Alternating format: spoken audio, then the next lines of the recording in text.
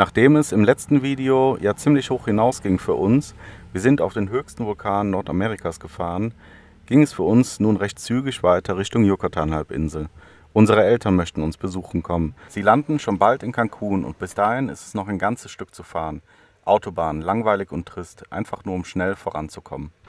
So sind wir dann in kürzester Zeit durch Veracruz, Tabasco und Campeche gedüst und hatten noch ein wenig Zeit, um nochmal abseits geteerter Straßen ein wenig die Wälder und Cenoten Yucatans zu erkunden.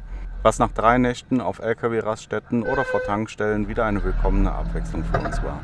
Da hat uns einfach mal so ein Vogel ganz frisch auf die Scheibe gekackt. Und wie das dann schon mal auf diesen Wegen so ist, fangen sie meist ganz okay an und zwingen einen dann doch irgendwann zum Wenden.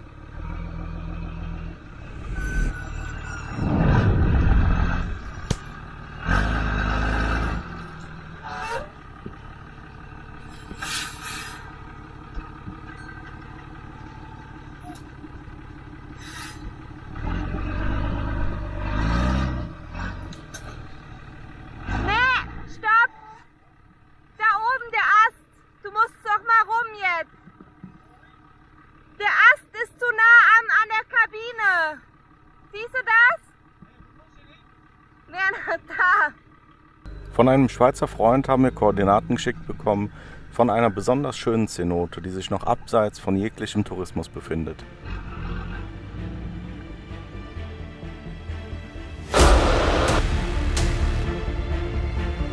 Wir sind Steffi und Carsten und seit Mai 2019 reisen wir in unserem Expeditionsmobil namens Dino entlang der Panamericana. Bestimmt nicht die letzte große Reise, welche wir mit euch teilen werden.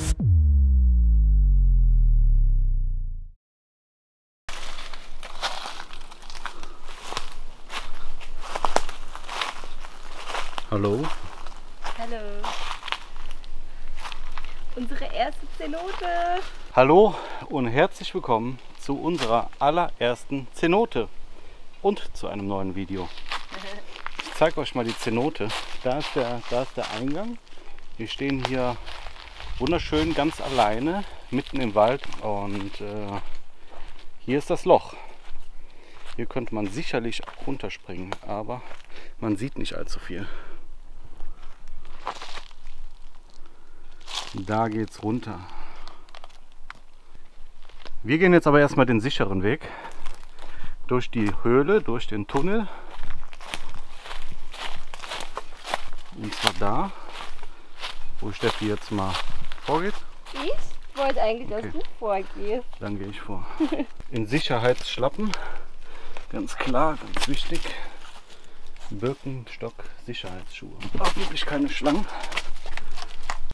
Geht's? Bis unten? Ah, die Süßen. Die Süßen. Ich hasse sie. Boah, da sind noch mehr, ganz viele. Wie gesagt, Spinnen sind mir immer lieber als Schlangen. Okay, weiter geht's. Boah.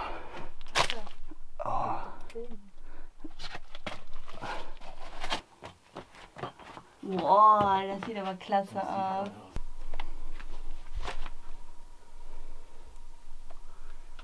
Zieht euch das rein. Ist das geil? Oder ist das geil? Für die erste Cenote ist es nicht schlecht. Das ist übrigens ein Geheimtipp von jemandem gewesen, deswegen werden wir dieses Mal nicht verraten, wo wir gerade sind, weil es soll ja geheim bleiben.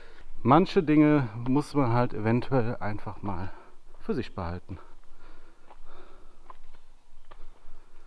Boah, das Wasser ist kristallklar.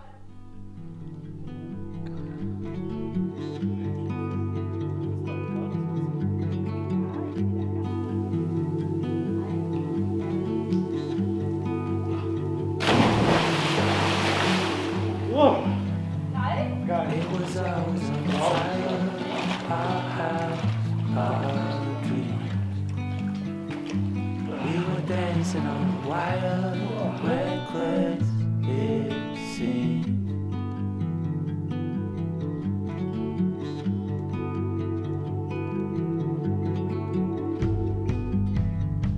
We found holes in these walls.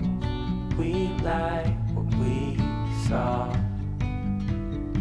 Seems so strong until it falls. The final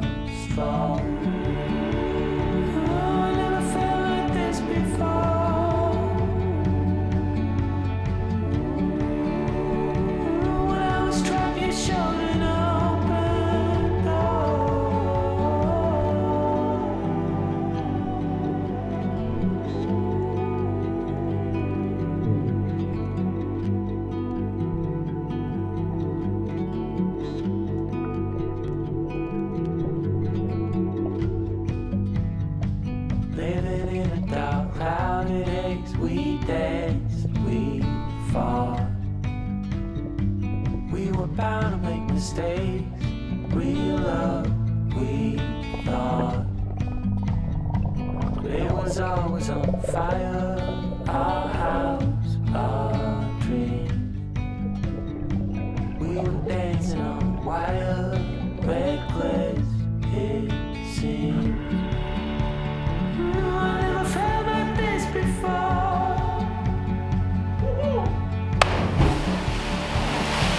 When I was trapped, you showed it open door. I had no reason to complain.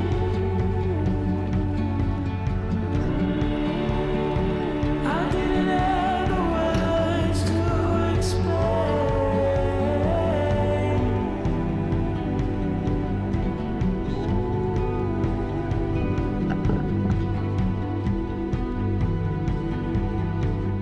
Wir sind gerade via Google Maps Satellit, weil wir ja relativ gutes Internet haben, ein bisschen auf eigene Faust nach Zenoten am Suchen. Die blauen Löcher kann man auf den Satellitenbildern ziemlich gut erkennen. Mussten jetzt umdrehen, weil ja, die Bäume hängen zu niedrig und das sind noch 500 Meter Fußweg, vielleicht 1 Kilometer maximal, die wir jetzt gehen müssten. Dann haben wir gesagt, hier ist eine schöne Fläche, die man auch auf Satellit sieht, wo wir eventuell parken könnten. Und jetzt haben wir gerade gesehen, dass das hier, wie nennt man das? Ja, Bienenstöcke sind, angelegte Bienenstöcke für Honig zu produzieren. Ich will gar nicht mal so nah dran gehen. Ich wurde letztens erst von einer gestochen. Ich bin zum Glück nicht allergisch, alles gut. Aber wir können jetzt eigentlich ganz nett hier in der Nähe von den Bienenstöcken stehen und hier sind die Bienenstöcke. Ich weiß nicht, ob man es hört, aber ich höre es auf jeden Fall schon ordentlich summen hier. Ich hoffe, dass es geht in Ordnung, dass wir hier stehen, aber in der Regel hatten wir ja bis jetzt nie Probleme mit den Einheimischen, dass die uns weggeschickt hätten oder so. Oh. Ich werde schon attackiert. Ich wollte nur ein bisschen näher rangehen. Ich wurde direkt von einer attackiert, aber hat mich nicht erwischt. Alles gut. Ja, hier stehen wir jetzt. Ganz nett. Wir packen mal eben den Jutebeutel und dann gehen wir mal zu Fuß gucken, ob wir zur Zenote rankommen. Laut Satellitenbild sind wir schon ganz in der Nähe, aber wollen uns jetzt hier nicht Luftlinie durch den Dschungel kämpfen und hier ist ein Weg, vielleicht führt er ja dahin. Hier sind überall so Bienenstöcke, wie da wo wir auch stehen, rechts und links immer, also vielleicht gehört das hier irgendeinem Imker, der hier Honig produziert. Naja, wir schauen mal, ob wir die Zenote erreichen. Jetzt sind da kleine Papaya-Bäumchen hier. So sieht das übrigens aus auf den Satellitenbildern. Also wir sind hier, klar. Und da ist die Zenote, wo wir hinlaufen. Wir sind schon dran vorbeigelaufen. Gleich hier übers Feld gehen. Die Richtung stimmt. Ja? Ja. Uff. Hier mag einer gerne Pepsi. Mann, Leute, ey, könnt ihr den Scheiß nicht verbrennen oder was weiß ich. Was ist denn das hier für ein Lager? Naja, komm. Da liegen sogar Macheten rum. Ich will hier jetzt nicht weiter rumstöbern. Wir wollen ja nur zur Zenote. Sind wir richtig hier? Laut Handy-Navi, ja. So, theoretisch sind wir da. Wenn man da zwischen den Bäumen schaut, da kann man auch schon Wasser sehen. Nur gucken, ob wir da irgendwie einen Zugang finden, dass wir da dran kommen. Naja, lass uns mal hier den mit Pepsi-Flaschen markierten Weg weiter langlaufen. Und für irgendwas müssen die Pepsi-Flaschen noch da sein, oder?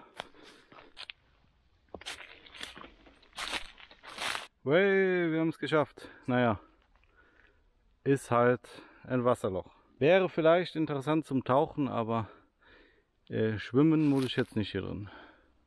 Hier ist noch eine weitere Cenote, die gucken wir mal, ob wir die noch finden. Und ansonsten machen wir uns einen gemütlichen Abend und fahren morgen weiter. Wir haben noch ein paar Stunden Tageslicht und Wir haben noch eine gefunden. Da fahren wir jetzt mal hin Ja. und mal gucken, ob wir da schwimmen können. aber wir haben es gleich geschafft. 200 Meter noch.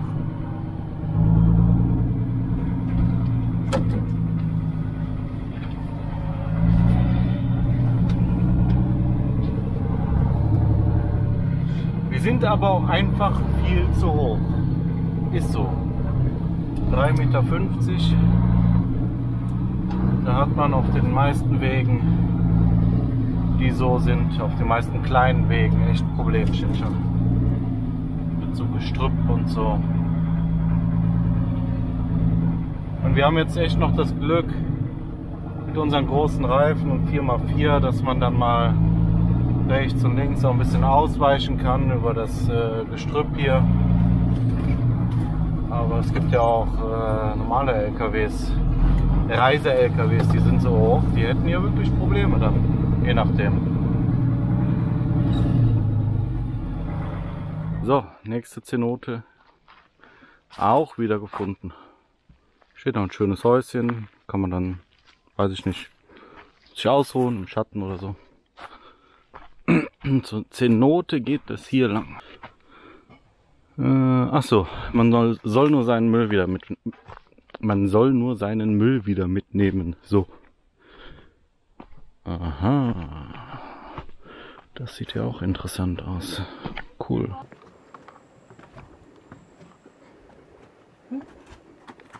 Watch your head.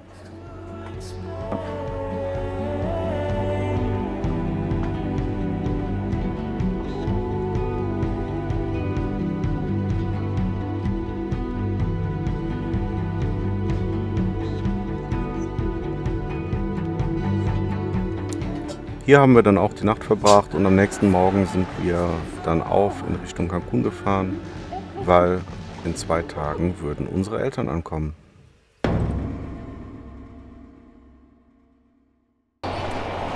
Ja, moin. Uns ist gestern richtig Scheiße passiert. Wir hatten einen Unfall.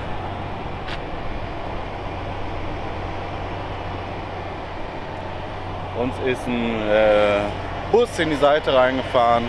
Wir wollten abbiegen und sind sind leicht links rüber und der Bus hat uns einfach überholt und ist uns dann voll in die Seite reingebrettert. Ich wollte mich einfach so bei euch einmelden. Ja, wir standen gestern Abend 5 Stunden mit der Polizei und den beiden Versicherungsmenschen da und konnten Gott sei Dank noch alles klären, dass wir nicht schuld waren, weil dort eine doppelte durchgezogene Linie war, die wir noch nicht überschritten hatten und der Bus halt uns einfach volles Rohr von hinten überholt hat, obwohl wir den Blinker anhatten. Und wo wir gerade bei dem Punkt Blinker waren, kann ich euch eine richtig dumme Regel hier in Mexiko dazu erzählen.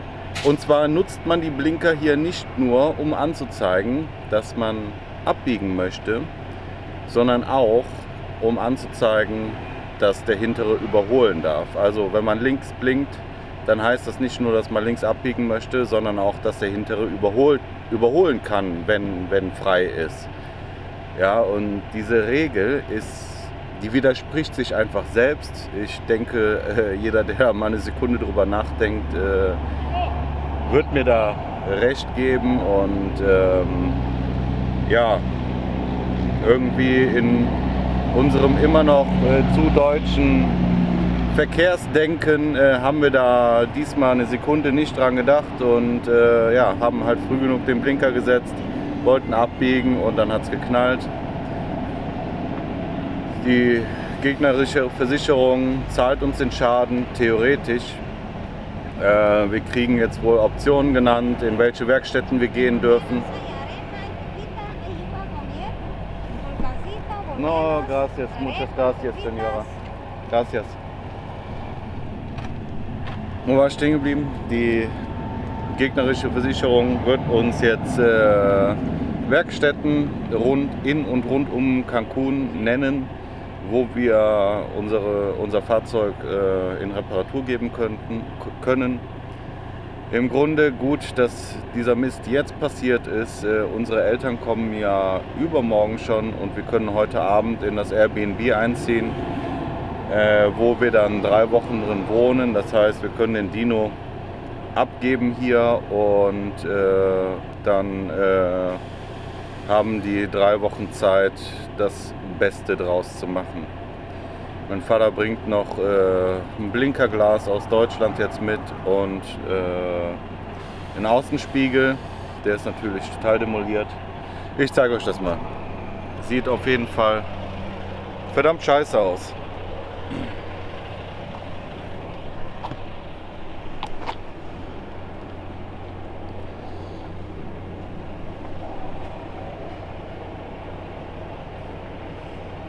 Ja. Da ist der Bus gestern rein. Ich denke mal, ein halbwegs guter Karosseriebauer kriegt das alles gerichtet. Geradeaus fährt er auf jeden Fall noch. Und den Rest kriegen wir auch irgendwie hin. Ja, und da macht gerade jemand wieder Fotos von uns. Standard. Der uns gestern reingefahren ist, der war auch noch voll mit einer russischen Reisegruppe. Es war natürlich auch spaßig. Die haben sich alle gestern schön so ein bisschen darüber lustig gemacht und alles gefilmt und fotografiert und so. Da ist man dann gleich noch besser gelaunt, wenn man dann so eine Horde sensationsgeiler Touristen um sich hat. Naja, was soll's. Lass mal das Beste hoffen. Lass mal hoffen, dass der Mechaniker die Dellen wieder rauskriegt und den Schaden irgendwie wieder halbwegs vernünftig repariert kriegt und dann schauen wir mal weiter.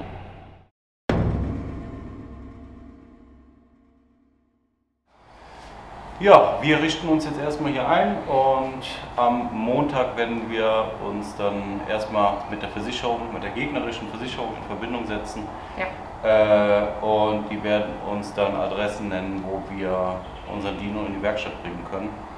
Und dann drückt uns die Daumen, dass die das erstmal vor allen Dingen vernünftig machen. Ja. Und zweitens, dass wir ja, nach den 3 Wochen unseren Dino wieder haben und weiterfahren können. Wir räumen jetzt soweit alles raus aus dem Dino, was wir halt brauchen für die Zeit. Und ja, ich freue mich aber trotzdem jetzt mega, dass wir in so einem Airbnb sind für 3 Wochen. Einfach dieses Feeling mal wieder sich ausbreiten zu können, einen großen Kühlschrank zu haben ein bisschen Raum. Und einen Gefrierschrank haben wir hier, das haben wir ja nicht im Dino. Und ein Jacuzzi. Gefrierschrank ist wirklich was wir vermissen. Ja. Ich bereue ein bisschen, dass wir damals keinen Kühlschrank mit Gefrierschrank genommen hatten. Ja. Naja, was soll's. Wir packen jetzt erstmal. Alles aus.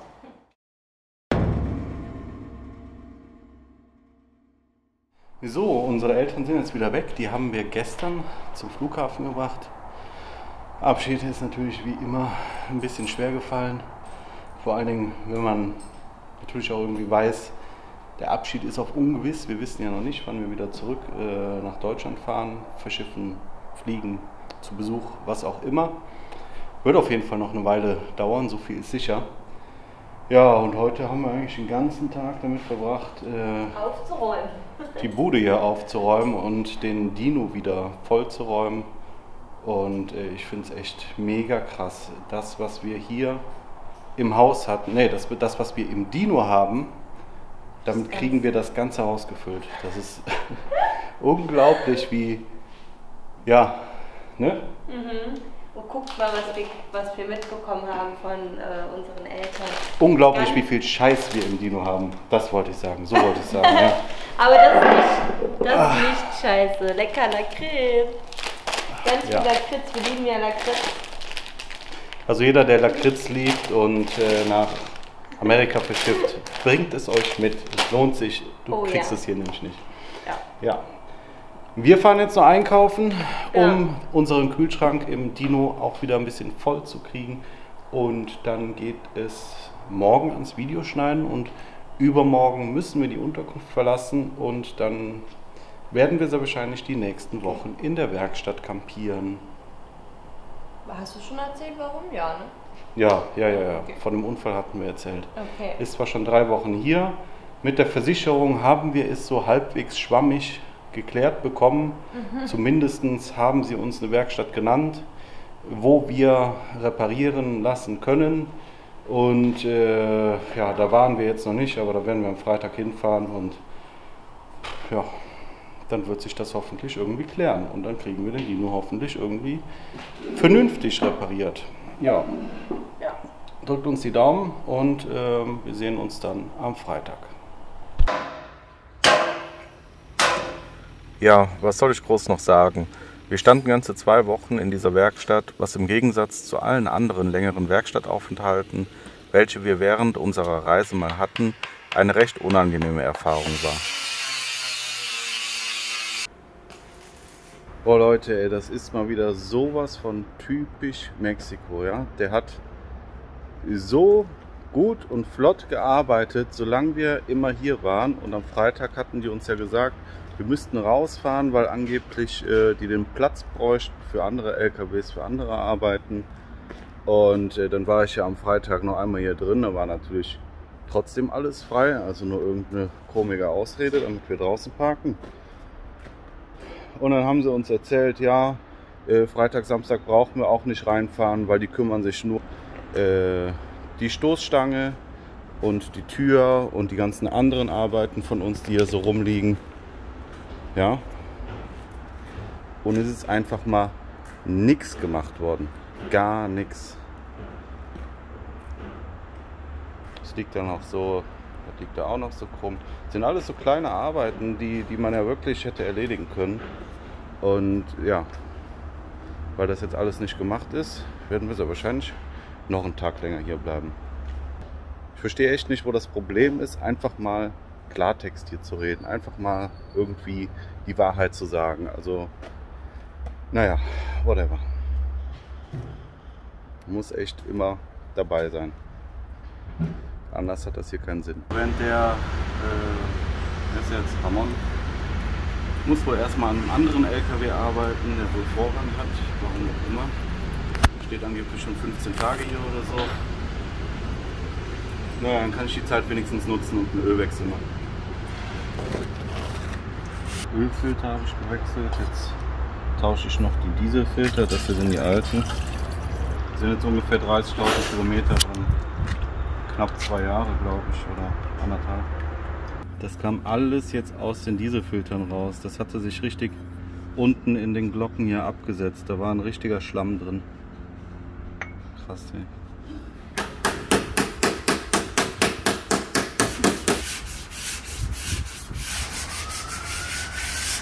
Ja, natürlich durften wir sinnbefreiterweise nicht in der Werkstatt übernachten. Die haben dann gesagt, ja, ihr könnt den LKW gerne hier stehen lassen, ihr dürft aber nicht hier drin bleiben.